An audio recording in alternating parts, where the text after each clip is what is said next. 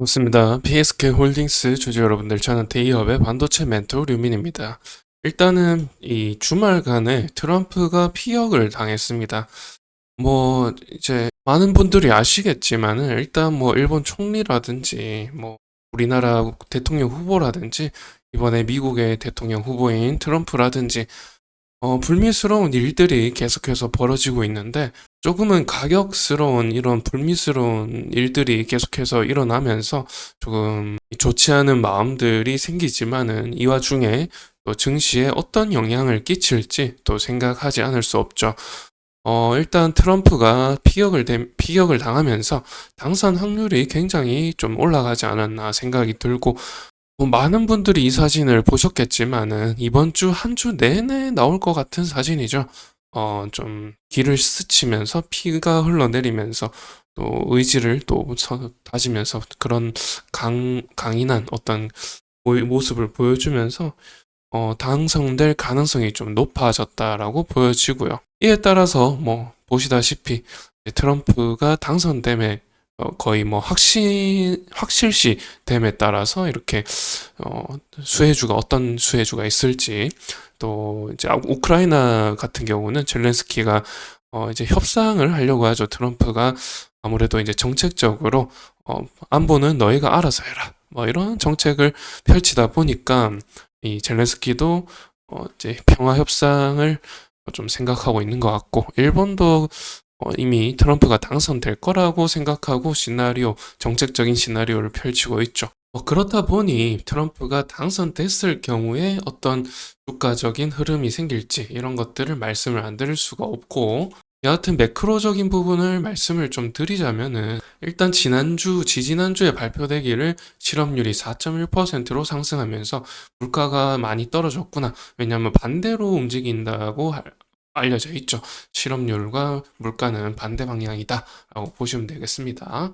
그에 따라서 CPI 지수 좀 상승세가 꺾이면서 좀 둔화되는 모습 나오고 있고, PCE도 2.6에서 2.5 정도 컨센이 나오죠. 7월 26일자에 발표 예정입니다.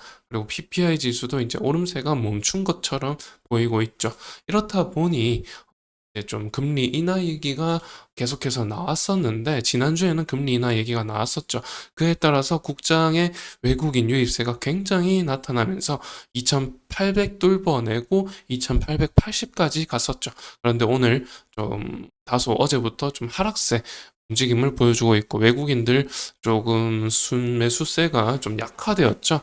아무래도 이제 지난 주말에 트럼프가 피격이 되면서 그에 따른 어떤 반향인 것 같은데, 트럼프가 만약에 당선이 된다라고 하면은 여기 적혀 있는 대로 광달러, 고금리, 고환율 정책을 좀 펼칠 가능성이 높죠.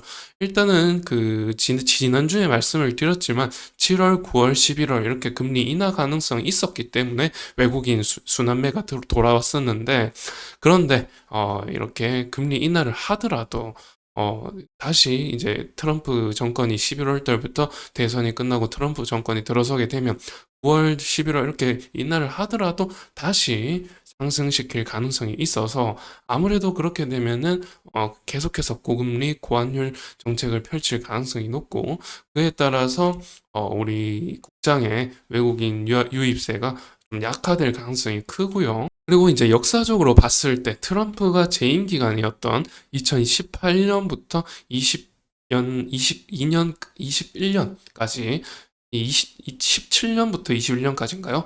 여하튼 트럼프가 재임 기간 동안 코스피 주황색 선의 어떤 변동과 나스닥의 변동을 봤을 때, 트럼프가 당선되니까 코스피는 빠지는 모습, 이때도 환율이 높았다라고 보시면 되겠고, 이 고환율 고금리 정책을 펼치기 때문이고요. 그리고 이제 트럼프가 끝나갈 무렵, 바이든이 당선될 무렵에 이렇게 이 코스피 지수가 오르는 모습 확인이 되시죠?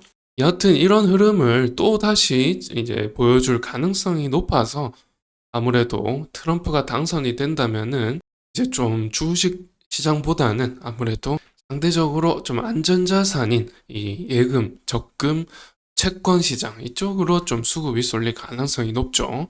그리고 트럼프가 말하기를 아무래도 뭐 보호 관세 적용을 모든 종목에 10% 한다고 하니까 물가가 다시 오를 가능성이 있습니다. 물가가 올라가면 어쩔 수 없이 연준에서는 다시금 또 금리를 올릴 가능성이 높죠. 그렇기 때문에 계속해서 금리 얘기를 드릴 수밖에 없고요. 반도체 업종은 금리에 영향을 많이 받습니다. 아무래도 경기 민감주의고 금리가 올라가면은 긴축 상태인 것이고 긴축에 따라 또 이제 반도체 업종 타격을 입을 수밖에 없습니다. 그리고 뭐 보시다시피 PSK 홀딩스 같은 경우는 수출 비중이 23년도까지는 굉장히 높았죠. 1분기에는 수출 비중이 낮지만 원래 이제 수출 비중이 좀 높았던 업체입니다. 그에 따라서 뭐 환차익 같은 건 좀 노려볼 수 있겠지만은 글쎄요, 저는 환차익 그렇게 크지 않다고 생각을 합니다. 뭐 물론 이제 거시적으로 봤을 때 환차익 면에서 지금 수출액이 계속해서 급증하는 이유에 이 환차익 때문이 좀 크게 작용을 하고 있는 것은 사실이나 여하튼 뭐 개별적으로 봤을 때 환차익이 그렇게 크지는 않을 것 같다. 크게 영향을 주지는 않을 것 같다라는 생각이 드는 게 아무래도 뭐 돈을 풀지 않는 고금리 상황에서 설비 투자 조금 더딜 수 있고요. 정부에서 뭐 보조금까지 지급하면서 이제 확장을 시키려고 설비 투자 시키려고 하기는 하죠. 미국에서. 그럼에도 경기 긴축 상태에서 이 환차익이 발생하면 하면 또 어, 만약에 뭐 제품을 많이 팔면 모르겠죠.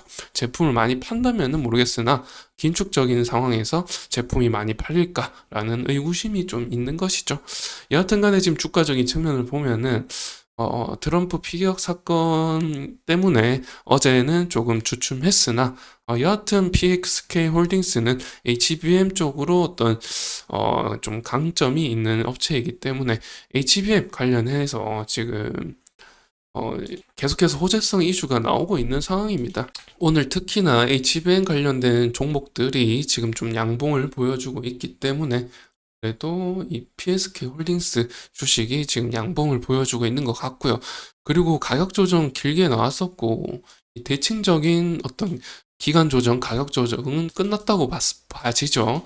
아무래도 이 기간 대칭 어떤 가격 조정은 좀 끝났고요. 그래서 이제 행보하면서 이런 가격 조정이 이제 이 방향성이라든지 지금 사실 IDM 업체들 같은 경우 삼성전자 특히나 PSK 홀딩스는 하이닉스 쪽으로 좀 이 매출 비중이 높기 때문에 하이닉스의 어떤 주춤거리는 주가 움직임에 반영을 받아서 이런 행보하는 보합장이 계속해서 조금 당분간은 이루어질 것이다 라고 말씀을 드렸었는데 아니나 다를까 우측으로 행보하고 있는 움직임 나오고 있죠.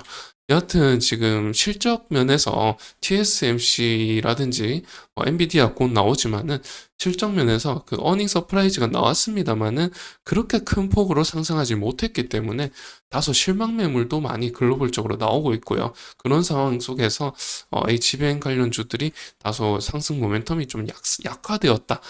좀 밸류에이션이 고평가되었다. 이렇게 좀 반영되고 있는 것 같습니다. 시장에서. 그런 점에서 좀 상황을 지켜보면서 이 부분 지지가 잘 되는지 확인하셔야겠고 지지가 되지 않고 지금 과거의 어떤 행보 움직임까지 여기까지 좀 추락하게 된다면은 또 이 부분에서의 또 움직임도 잘 지켜보셔야겠다라는 말씀을 드리면서 이번 영상은 이렇게 마치고요. 새로운 이슈 가지고 또 찾아뵙도록 하겠습니다.